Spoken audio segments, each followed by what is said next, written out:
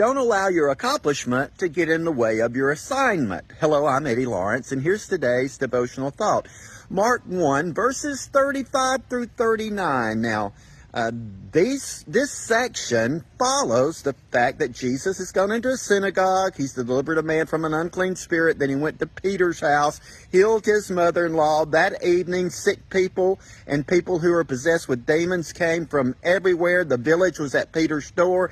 Jesus was healing and delivering people. And then when we get to verse 35, those verses we're told he gets up before everybody else gets up, slips out, and goes out to pray.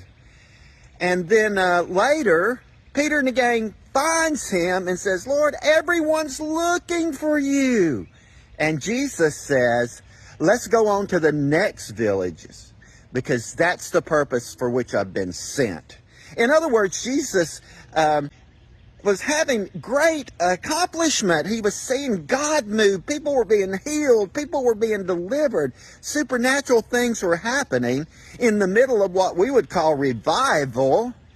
Jesus goes somewhere else. Why? Because that was his assignment.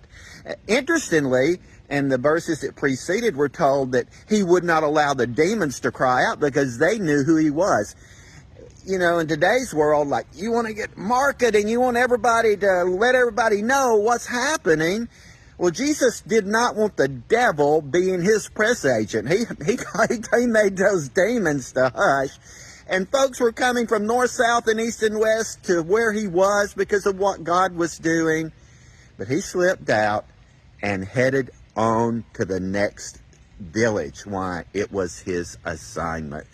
We have to be careful, too, that our heart stays in the right place and we don't allow the accomplishments that may be happening to pull us away from the assignment we've been given. As I've heard said, and I've said and repeated myself, you know, it's not success we're called to, it's obedience. Jesus was going to be obedient.